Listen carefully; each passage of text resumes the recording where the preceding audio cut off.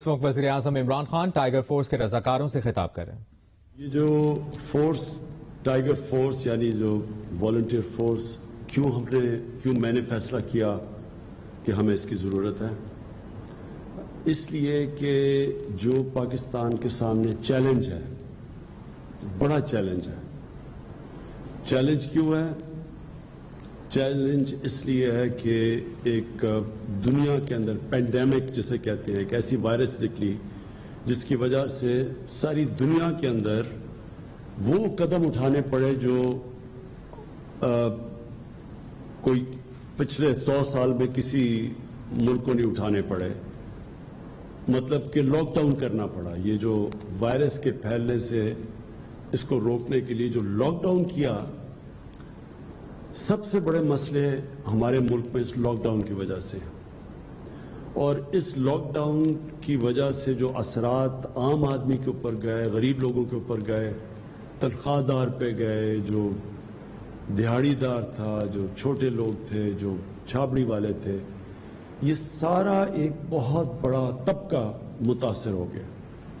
متاثر تو سفید پوش بھی ہوئے ہیں، لیکن نیچے سارا ایک طبقہ اس لاک ڈاؤن کی وجہ سے متاثر ہے. ہمارا تو ایک ملک پہلے مشکل میں تھا، لیکن امیر ملکوں کے اندر بھی بہت بڑا مسئلہ آ چکا ہے. اور برطانیہ جیسے ملک میں ان کا جو پرائم منسٹر تھا، اس نے اپیل کی والنٹیئر فورس کی، اور برطانیہ میں تقریباً 2.5 لاکھ لوگوں نے والنٹیئر کرنے کا اپنے آپ کو رجسٹر کروایا. تو مقصد اس والنٹیئر فورس کا یہ ہے کہ ایک مشکل وقت میں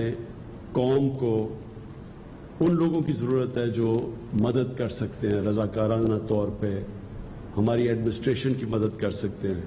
کیونکہ ایڈمنسٹریشن کے پاس بھی اتنے وسائل نہیں، اتنے لوگ نہیں کہ وہ ایڈمنسٹریشن بھی کریں اور پھر کھانا بھی بانٹیں، اور پھر مسجدوں کے اوپر بھی دیکھیں کہ ایس او پیز کے اوپر لوگ چل رہے ہیں. اور جو آگے آنے والا وقت ہے اس میں بھی ایڈمنسٹریشن اکیلی کچھ نہیں کر سکتی. تو اس لیے ہمیں یہ والنٹیئرز جو آپ سب نے والنٹیئر کیا، ایک ملک جہاد لڑ رہا ہے ایک مشکل وقت کے لیے، تو میں آپ سب کا پھر سے شکریہ ادا کرتا ہوں. میں ایک تھوڑی سی آپ کو بیک گراؤنڈ بتا دوں کہ جب شوکت خانم کینسر ہاسپٹل کے لیے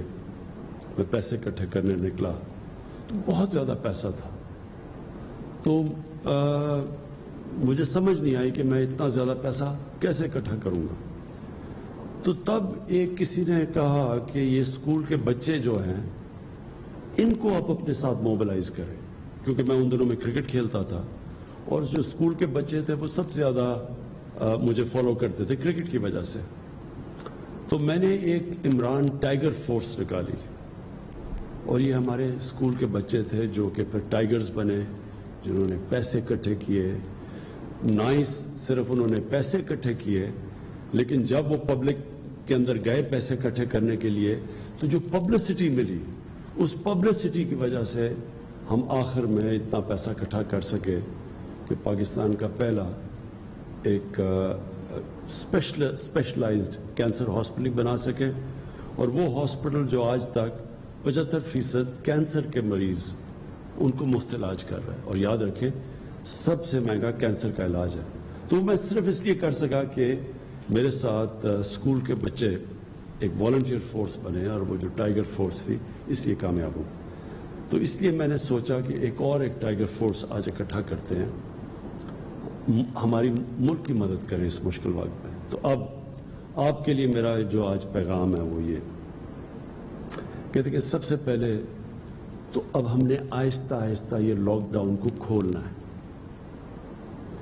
ہم کیوں لاک ڈاؤن کو کھول رہے ہیں میں آپ کو بتا چکا ہوں کہ بہت زیادہ لوگ متاثر ہو چکے ہیں لاک ڈاؤن سے. نوکریاں چلی گئی ہیں،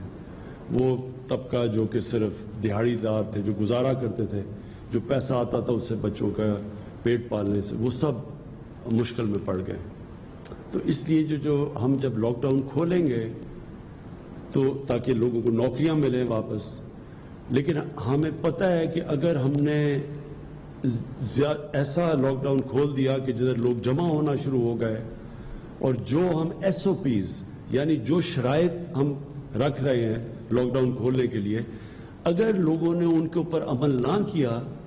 تو خطرہ یہ ہے کہ پھر سے یہ ایک کرونا تیزی سے پھیلے گی، کیونکہ اب تھوڑی لیول ہو گئی ہے. تو اگر وہ پھر سے پھیلی تو اس کا پھر خدشہ یہ ہے کہ پھر سے ہمیں لاک ڈاؤن کی طرف جانا پڑے گا. لہٰذا میں آپ سب سے یہ امید رکھتا ہوں کہ آپ نے پھر اپنے یونین کاؤنسلز کے اندر، محلوں کے اندر، جدر جدر آپ کی لوکیشن ہے، آپ نے پھر لوگوں کے اندر یہ اویئرنیس پیدا کرنی ہے. آپ نے پبلسائز کرنا ہے کہ ایس او پیز کیا ہے. جس طرح مسجدوں کے اندر ہم نے کہا ہوا ہے، شرائط رکھی ہوئی ہے کہ اگر تراویح پڑھنے جانا ہے تو یا مسجدوں میں جانا ہے اپنے، تو وہ فاصلے رکھنے ہیں آپس میں، اور پھر کئی اور ہم نے شرائط رکھی ہوئی ہیں. تو یہ والنٹیئرز کا، یہ ٹائیگرز کا کام ہوگا کہ لوگوں کو آگاہ کریں کہ یہ اگر مسجد کھل رہی ہے تو آپ نے مسجد میں جانا ہے تو یہ آپ نے ان شرائطوں پہ عمل کرنا ہے. اگر دکانیں کھل رہی ہیں تو تب آپ نے کیا کرنا ہے. اگر فیکٹریاں کھل رہی ہیں تو آپ نے لوگوں کو آگاہ کرنا ہے اس چیز پہ. حالانکہ یہ جب ہم کھولیں گے فیکٹریز اور دکانیں اور سب چیزیں، تو اس میں ذمہ داری جو فیکٹری کا مینیجر ہے اس کی ذمہ داری ہوگی، جو دکان چلاتا ہے اس کی ذمہ داری ہوگی، لیکن عوام کے اندر ہمارے ٹائیگر فورس جا کے لوگوں کو آگاہ کرے گی. سب سے بڑی تو یہ ذمہ داری ہے، کیونکہ یہ سب سے بڑا ہمارے لیے چیلنج اب ہوگا کہ ایک طرف لوگوں کو کرونا سے بھی بچائیں اور دوسری طرف ہم یہ بھی دیکھیں کہ لوگ بے روزگاری سے، بھوک سے نہ مریں، تو ان کے لیے روزگار بھی ہو اور پھر کرونا سے بھی بچائیں. اس بیلنس کے لیے آپ ٹائیگرز کی ضرورت پڑے گی کہ پبلک کے اندر یہ اویئرنیس کیمپین کریں، لوگوں کو آگاہ کریں کہ کن شرائط کے مطابق ہم لاک ڈاؤن کو کھول رہے ہیں. دوسری چیز جو میں پہلے کہہ چکا ہوں، مسجدیں، ان کے اندر یوٹیلیٹی سٹورز، میں ابھی کہوں گا بھی ہمارے یوٹیلیٹی سٹورز کے چیئرمین بیٹھے ہوئے ہیں. میں اس کے